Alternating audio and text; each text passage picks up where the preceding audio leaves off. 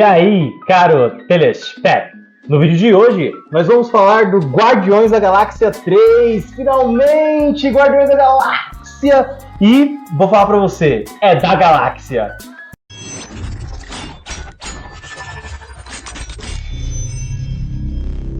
Bem galera, o filme gira em torno de questões emocionais. Eu vi muita gente dizer que o filme gira em torno assim de não objetivo, ou seja, a Marvel não teve coragem de matar nenhum personagem. Só que aí que está. A Marvel ultimamente está passando por muita galhofa. Vamos ser bem sinceros, filmes ruins, filmes que não estão sendo bem produzidos, ruim história, ruim roteiro, ruim dramatização, mas às vezes eles escolhem até a trilha sonora errada.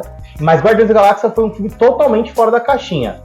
Eu, quando fui no cinema, fui assistir assim com a minha esposa e eu fiquei muito à vontade na tela do cinema, de verdade. Há muito tempo eu não saía do cinema com uma expectativa boa, não saía feliz do cinema, não saía animado, ou não saía assim com aquele sentimento família. Foi isso que eu senti. Guardiões da Galáxia finalmente é um filme da Marvel.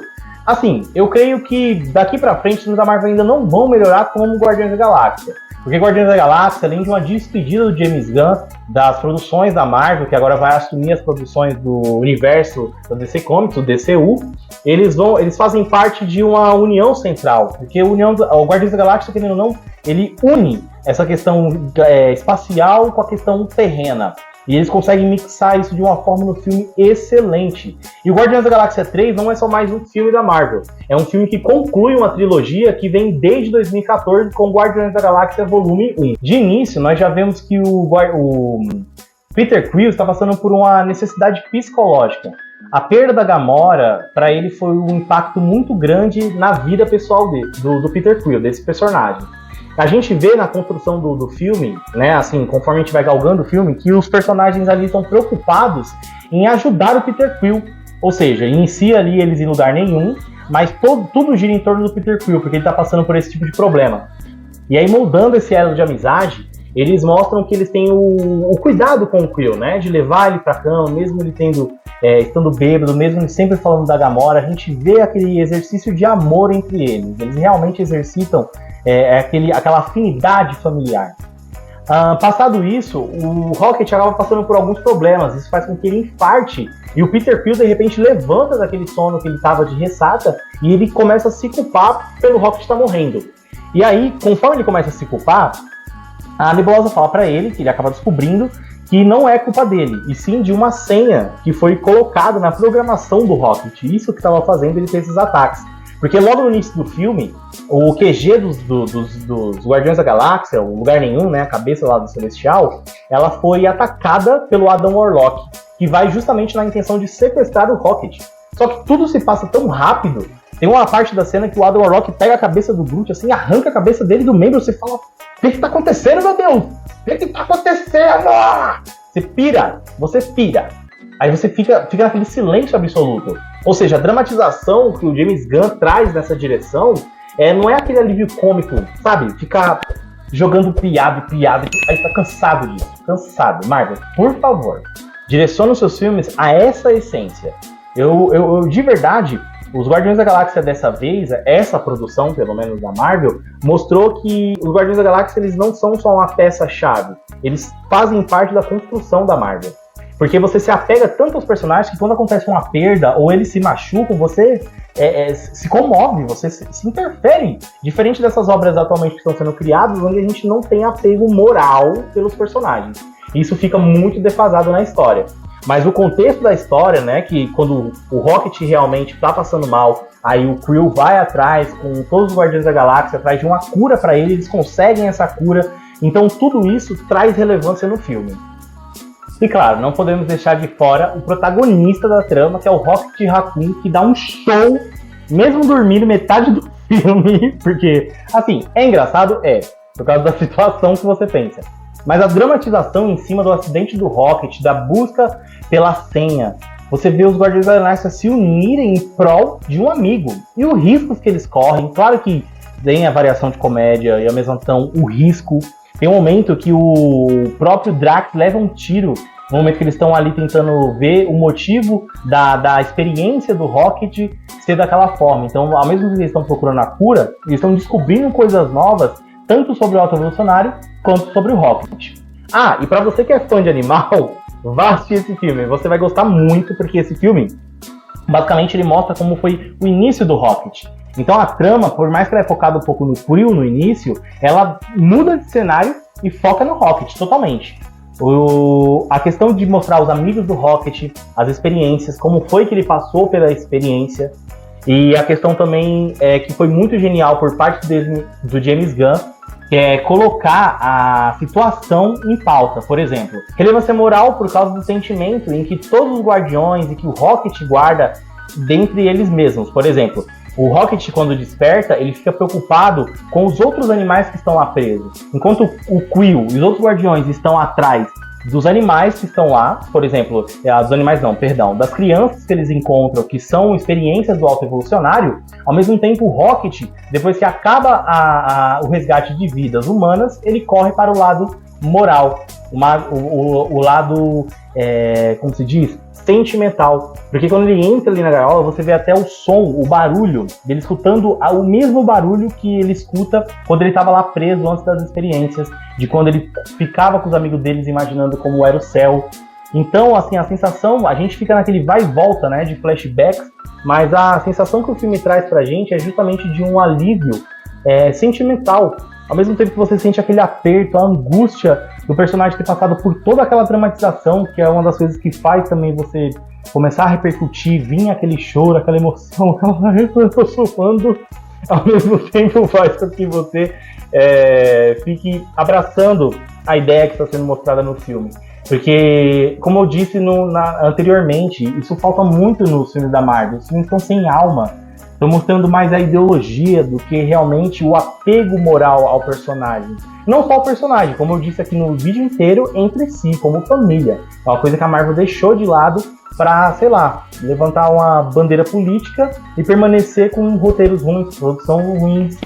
E sendo que o Rocket Raccoon em outras produções não foi tão focado assim, né? Ele era aquele classe C, classe B, aquela prateleira B, prateleira C, só que agora ele virou um personagem de grande calibre, porque mostra justamente toda a curiosidade que a gente tinha de saber como era a vida do Rocket anteriormente, ou como ele foi criado, né?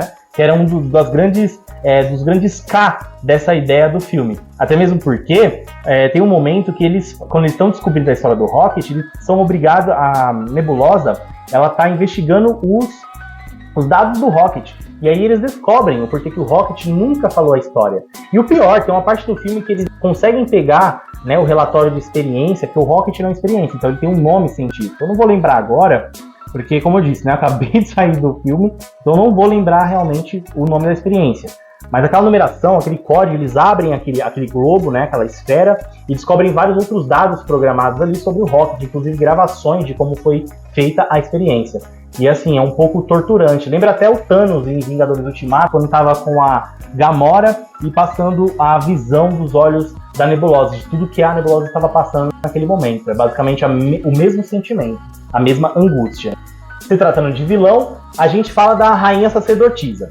Bem, a Sacerdotisa, a gente lembra que no final de Guardiões da Galáxia Volume 2, ela estava, inclusive num dos pós-créditos, ela estava justamente fazendo o Adam Warlock dentro daquele casulo. O Adam Warlock, que assim, que eu me lembro, ele foi apresentado no HQ do Thor, se eu não me engano, número 166. Depois eu vou retratar na pesquisa e eu coloco para vocês na descrição. Mas em relação a isso, você se lembra que no pós-crédito ela estava sendo justamente ele estava sendo justamente moldado para a Rainha Soberana, e a Soberana ela aparece como uma vilã, digamos assim, né? De passagem.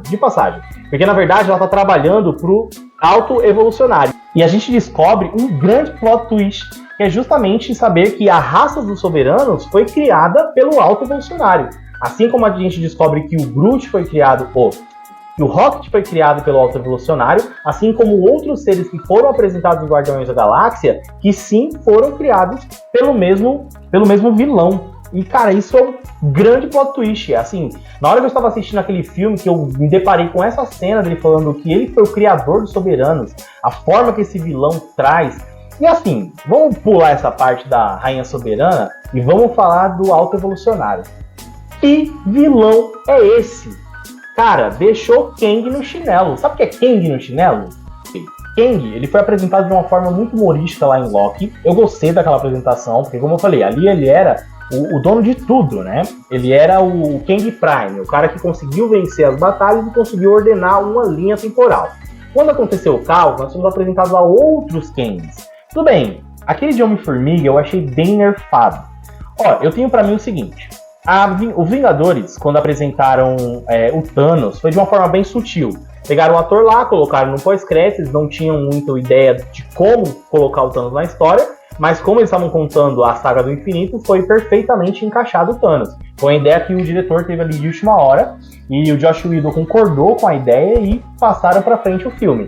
Só que assim, se você parar pra pensar, o Thanos ele foi apresentado assim, Guardiões da Galáxia foi mostrado um pedaço, no pós-crédito era de Ultron outro pedaço, e nisso a gente foi construindo a imagem do vilão. Tudo bem que os fãs conhecem o Thanos, né? Isso é irrelevante, a gente sabe que o Thanos dá trabalho pros Vingadores. Mas em relação ao vilão, fazendo esse comparativo, o Thanos ele foi surpreendente, porque chegou em Guerra Infinita, mostraram a gente que o vilão que, nossa, era superior, era o cara que chegou detonando tudo, como se fosse o Darkseid. Pronto, ó, fiz. E aí, vai fazer o quê? O Thanos basicamente foi apresentado dessa forma. E o Alto Evolucionário, ele teve uma postura de vilão, um ego de vilão, e foi aquele vilão que, assim, vou ser bem sincero, pessoal, essa historinha de apresentar o vilão, depois falar que ele era mocinho e ficou vilão por causa dos outros, é babaquice. Isso não existe, gente. Vilão é vilão. Vilão é pra gente gostar porque ele é mau. Não porque ele é bom, era bom e ficou ruim e tá na sociedade. Esquece, isso é vitimismo. Vitimismo. Esse canal não fala de vitimismo. Ou aqui a gente critica, ou aqui a gente elogia. E no momento nós estamos elogiando. Mas voltando à questão do Alto Evolucionário, ele mostrou uma presença muito grande. Um vilão do patamar assim maior que Kang. Porque ele se auto-intitula um deus, um criador. Então isso soma com a característica que o ator traz para a gama, né, que o personagem... a gama que o ator traz de características ao personagem faz com que esse Alto Evolucionário se desenvolva basicamente na Marvel. Um detalhe, no final dá a entender que ele ia ser morto pelo Rocket, porque o Rocket queria sua vingança plantada em relação a isso, só que aí foi facultado que ele é um Guardião da Galáxia. Então ele não se mede a isso, ele não se propõe a isso, então ele não mata. Ele deixa o Alto Evolucionário dentro da nave para que ocorra algum tipo digamos assim, de acidente e ele morra, mas claro, né? Na Marvel, você sabe, não mostrou corpo, então não tá morto. E pra finalizar, galera, eu queria falar um pouco assim da obra que o James Gunn realmente fez dentro da Marvel. Cara, esse cara tá de parabéns. James Gunn, parabéns. O filme é excelente, cara, meus parabéns. Eu realmente, valeu a pena pagar esse ingresso, assistir esse filme, porque o filme é assim, ele traz a emoção certa, ele traz a gama de variação certa também. Quando eu digo variação, eu digo humor, dramatização, morte, núcleo, personagem, cena, fotografia, enquadro, tudo. Tudo o que uma linha de produção cinematográfica tem que abranger. O James Gunn, ele conhece o seu público, ele sabe o que o fã gosta. Esse cara, ele lê quadrinho, cara. Eu sinto que esse cara, ele faz que nem eu. Ele senta no sofá e perde tempo lendo quadrinho. Pode ser um aperto de tempo, mas é o meu hobby. É o que eu gosto de fazer. E eu acho que o James Gunn ele tem esse mesmo hobby. Parece que ele entende um filme que o fã quer. Sabe, ele parece que ele entende a vontade que a gente tem de ver o personagem daquela forma. Ele não precisou trazer lacração, não precisou trazer militância. Não precisou. Ele não trocou a essência dos personagens, ele não trocou... Ele não fez isso. No final do filme, os personagens sentem que tem que seguir o próximo caminho. A gente vê o Peter Quill voltando pra Terra. Isso é lindo, ele vai lá encontrar o avô dele, uma coisa que é abordada no início do filme pela irmã dele, Amantes. A gente vê a Amantes também desistir de ser uma Guardiã da Galáxia para seguir a vida dela, porque ela fala que o ego sugou muito a vida dela. Depois ela se dedicou muito a Guardiões da Galáxia, não que ela não gostasse de ser, mas ela deixou de viver a vida dela por isso. E ela corre atrás de algo para ela. Porque o pessoal no filme mostra isso. Eles veem a Amantes como uma pessoa muito impotente. Só que a Amantes, ela é surpreendente no filme, cara. Ela arrasa no filme. Além dela ser o alívio cômico, ela tem uma gama sentimental, porque ela empata. Então é essa a função dela. A gente vê cada um ali com um construtor. A Gamora Durona, que não se lembra que é... Porque ela é de uma realidade futura. Em detalhe, galera, ela fala que é de uma realidade futura. Então olha aí, hein, o gap pro futuro da Marvel. A Gamora não se entende mais com o Peter Quill. O Peter Quill insiste no namoro com a Gamora, que inclusive é muito engraçado entre os personagens. Só que isso não é apresentado de uma forma agressiva. Ele não força a barra. Ele entende o momento que ela não quer estar próximo dele. Ele entende isso. E tem momentos lindos de convívio entre eles, né? A Nebulosa, ela parece uma matriarca. Ela é como se fosse a líder ali dos Guardiões da Galáxia. Ela realmente trocou de postura, sabe? É essa questão que eu abordei antes, a evolução do personagem. Thor Love and Thunder parou ali, congelou no tempo. Thor ficou depressivo, Ultimato, ganhou Ultimato. Virou molecão de 14 anos, sendo que tem 2.000 anos nas costas. Então é esse tipo de matéria, é esse tipo de construção de personagem que é ruim. Que é ruim para o personagem super-herói. Olha o que eles passaram, o blip foram 5 anos. A tristeza que o Thor passou e de repente o Thor tá lá, feliz da vida.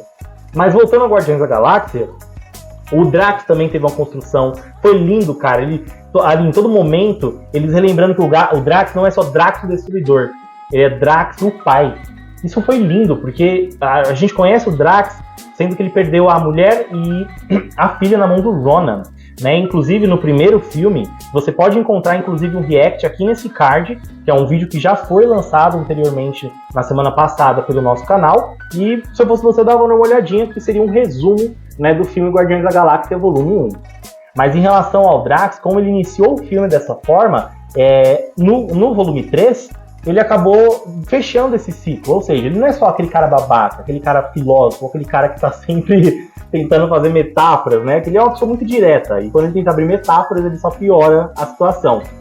Mas ele mostra que é todo o coração, que o Drax tem amor, que ele sente falta da filha e da esposa. Isso, olha, me arrepia, cara, não tá de chorar, de verdade. Tanto que eu chorei aquele cinema, cara, pelo amor de Deus, não fazíamos isso.